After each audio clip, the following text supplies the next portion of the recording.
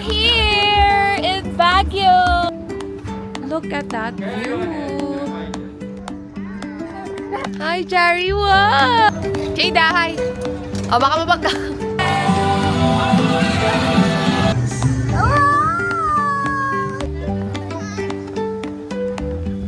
Calm before the storm, naranasan namin siya sa Baguio. First time namin na malooban. Morning! Nandito kami sa SC Tex. Tama ba? Pupunta kami ng Baguio with his friends and family. May sipon ako, so medyo nahirapan tayo. Pero go pa rin. It's 6 a.m. Yeah, 6:12 a.m. Nag-stop over lang kami para mag-CR. Now, back on the road. Ang bilis lang ng biyahe. Di ba kakagaling ko lang dito barely 2 weeks ago. Tapos ngayon, ito na naman tayo. Buti na lang, malapit lang yung Baguio. Kaya, kaya natin yan. FYI, tomorrow ay landfall ng Baguio. So, hopefully, hindi kami abutan. Kaya bibilisan lang namin. Mabilis lang to. Ito pala ang aming mga kasama dito sa van. Stacy and her kids. Hi, ate! Ay, di siya pala. Jari, hi! Hi, ate Ish! Say hi, Bunso. Hi! We're here in Baguio! Dito kami sa Itogon. So, dito yung aming first stop. Dito kami magbe-breakfast. How was the travel going here? Really far. Really far. We forgot our mic. Ayan, si ate. Mahami. Yeah, pinilagyan ko siya ng lip tint dito. Tapos hindi pala siya blendable. So, meron siya dito. Let's go, Jari! Wait to go. Jari! Hi, Jari. Wala, ito lang tayo. Hi! Hi, Tito! Hello! Welcome to my vlog! Welcome to my vlog!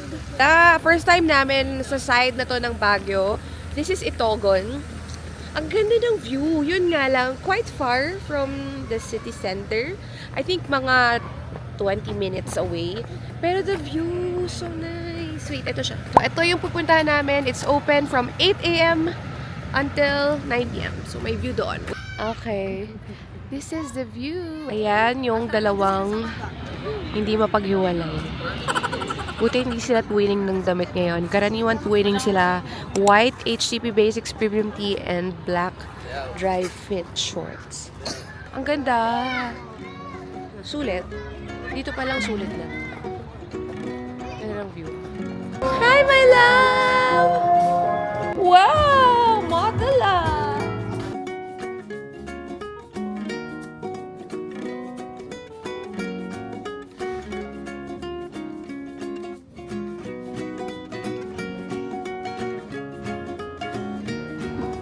Look at that view!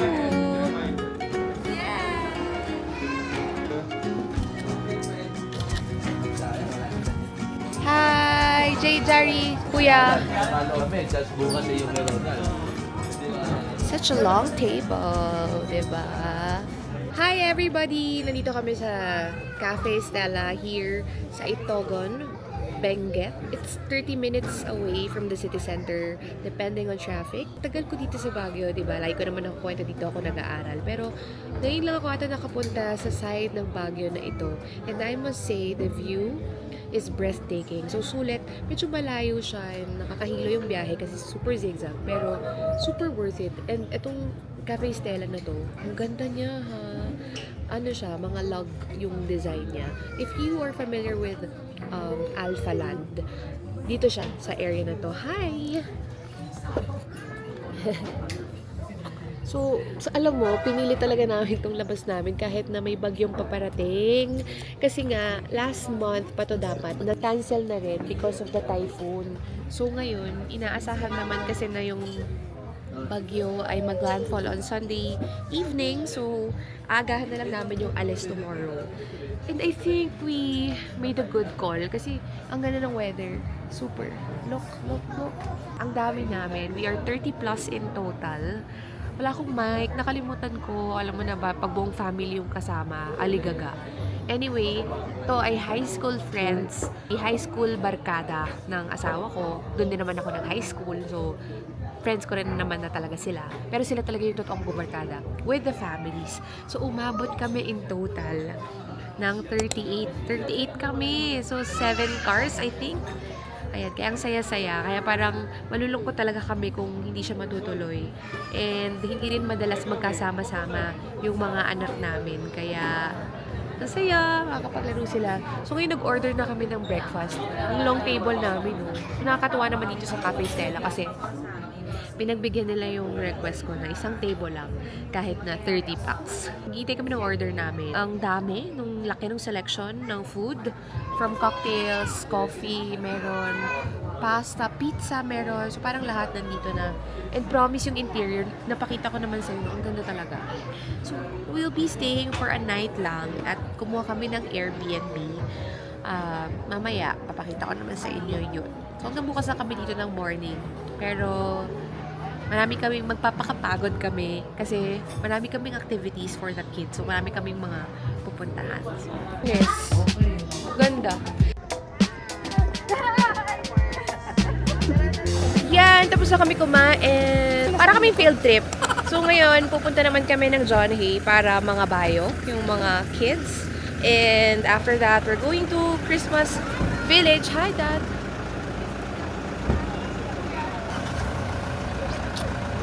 Yun, tapos pupunta kami ng Christmas Village. Ngayon lang kami pupunta ng Christmas Village ng maliwanag. Tapos mag-Burnham Park kami para makapag-bike ang kids. Diba? Dito kami na sa Johnny. And ang mga horsey. First time ni Jari? Wow! See? Wow! Ride the horse? Huh? No! No daw! Wow! Jari's first time! Hi, Jari! Wow! No, it's okay! Oh, ayaw! So, tig 15 minutes yung 2 horses. So, while nag-ride si Daddy, si Jari, and si Jada, may nakita kaming tindahan. Parang Tiangge. So, naglalakad kami ni ate and ni kuya. Si ate is not feeling well, actually. But you okay? No? You want ice cream? No. Ice cream? May kwento ako. Kasi, ngayon lang kami nag-Airbnb dito. So, nagulat si Jace. What did you think? Isang hotel lang. Alin? The one where we always Parang isang hotel lang daw yung alam niya na meron dito sa Baguio. Kasi we always stay dito sa John Hay. So, akala niya walang ibang pwede stayan kundi dito lang. So, hindi pa nila turn.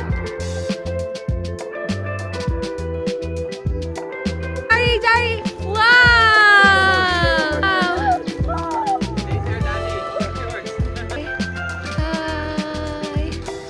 Hi, Jari! Wow! Show your horse, mommy. Show you. Wow, that's your horse?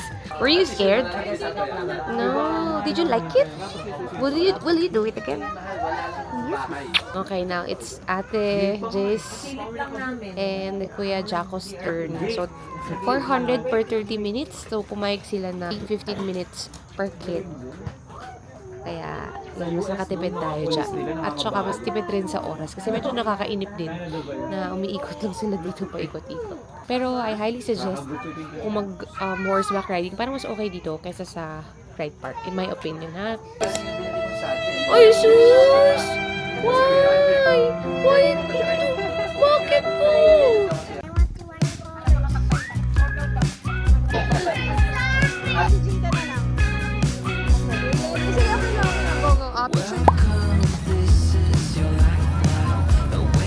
Jada, hi! O, baka mabagda. Hello! So, nandito na kami sa aming Airbnb. Nag-Airbnb kami kasi 30 plus nga kami. Hindi ko na kayo matour. Kasi, medyo uminit yung aking ulo. Temper ko ba yung problema? Pero I try to keep my cool. Ayaw na lang mag-talk. Anyway, I won't say naman kung nasaan ako. Sa ate kami matutulog. So, per family, 1 room kami.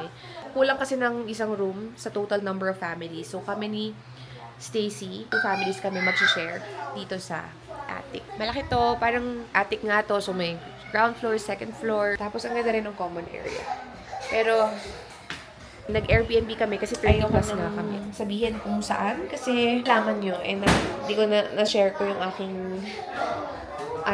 feelings. Ito yung mga boy. Yan. So, we are staying sa Airbnb. So, daming beds, no? 4. Tapos sofa bed din yung nandun. So, meron din siyang 2 CR and isang shower. Tapos ang pang room sa baba. Nandito kami para lang mag-settle down and mag-freshen up. Kasi mga suot namin kagabi pa. Ito na yung suot namin nung natulog. Kaya magpapalit kami and then lalabas para mag-early dinner and pupunta kami ng Christmas Village. Tapos babalik na dito. Kasi tomorrow maaga rin kami aalis, mag-check out para hindi kami maabutan ng bagyo. Saan tayo? Ito kami sa Solem Cafe. Ang daming kids, 18 kids in total. So medyo nagambala sila. No. Napuno. After this, we're going to Christmas Village. Then, Christmas display sa Taman.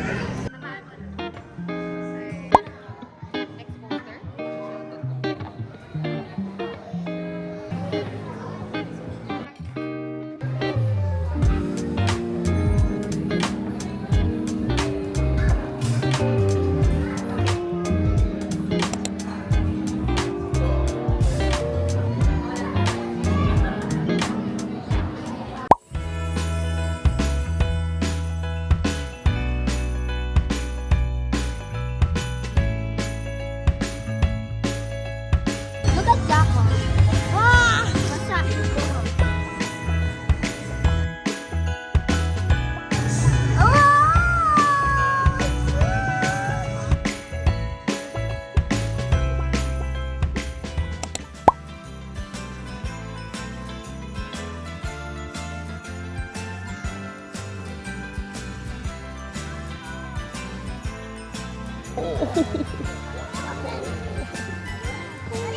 So cold, ginaw na ginaw.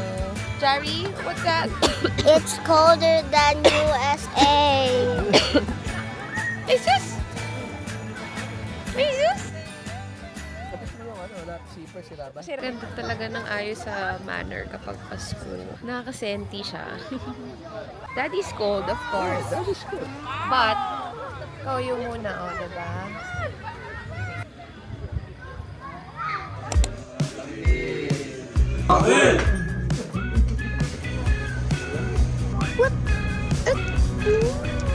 Hello. So, something really bad happened. Pauwi na kami ngayon. 8 a.m. Kwento ko na lang siguro pag-uwi, pero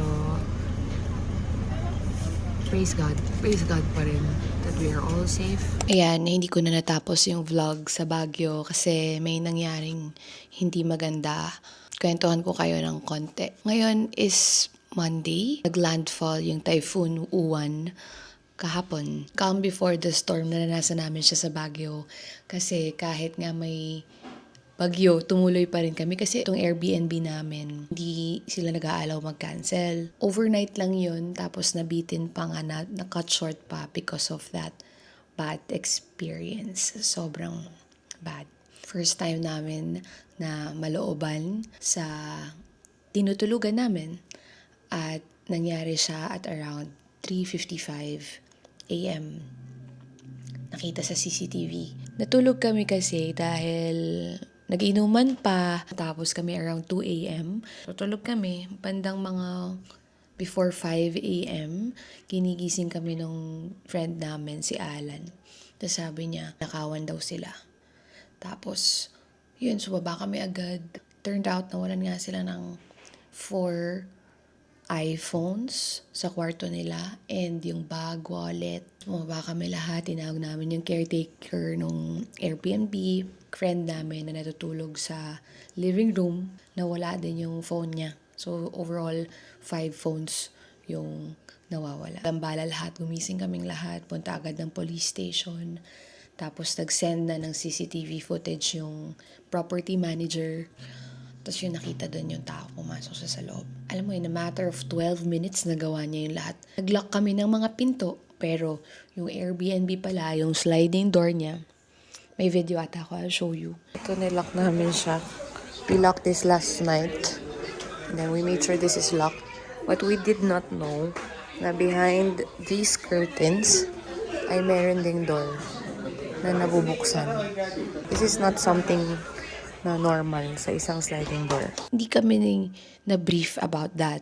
Sino mag-aakala na yung ganung klase ng sliding door ay may opening sa dalawang gilid? There was negligence. On our part, negligence, maybe hindi na i-lock yung door nung friend namin na nawalan. Yung room nila, hindi nila na-lock. But because we are in one house at lahat kami, yung Airbnb isang bahay siya, at lahat kami nandun sa bahay na yun. Parang dito sa bahay namin, pag matutulog, di naman namin nilalak yung pintuan. Ang nilalak namin yung mga point of entry mula sa labas, diba? Also, yun, nakapasok yung intruder from the outside. It's a very traumatic experience and I think it was not handled well by the host for me. Pero I don't like to dwell on that kasi ayoko talaga ng parang makakasira ng business. Pero we are an Airbnb host as well with Bakuran. And I know for a fact that we treat our guests differently. Ayoko magbuhat ng bangko, pero hindi lang kasi dun sa incident na yun. But prior to that, yung the way they communicate, basta, yun na lang yung masasabi ko. But nevertheless, we are very grateful and thankful to the Lord that we are all safe. Buti walang nagising din, kasi kung may nagising, definitely may dalang patalim yung masamang tao na yun, yung magnanakaw na yun. And you know, it could have been worse. Ang dami namin kids, 17 kids in total in that house. Na-risk talaga yung safety namin talaga at yung mga buhay namin during that moment. Pero yun nga, the Lord is watching and He watched over us. Could have been worse. And also, iniisip na lang namin, maybe that is God's way of telling us to leave early. Kasi diba that was 5 a.m., no? So because of that, we decided to leave early. So just in time, you know, nung bumaba kami sa Marcos Highway, sa Tiplex, doon mo tumilim yung langit na yun na yung Typhoon Uwan. Tapos lahat kami nakauwi safely. Yun nga, gamit lang yan. Pero I still believe mas na-handle sana siya better. Yan lang, na-share ko lang experience. Part of the vlog because this is my personal journal. Share ko siya sa inyo. Kasi 'di ba parang everything happens for a reason. Lahat ay nasa plano ni Lord. Kaya pwedeng yun yung nire-purpose niya, yung masamang nangyari na yun para mas makauwi kami ng maaga at mas maging safe kami lahat. Kasi nga parang sobrang laki nga ng typhoon. So yeah, yesterday, Sunday, after lunch, mga 2 p.m., nandito na kami sa bahay. Nandito kami lahat sa bahay, safe and sound. So that's all for this vlog. Thank you for watching and don't forget to like and subscribe and comment na rin kayo.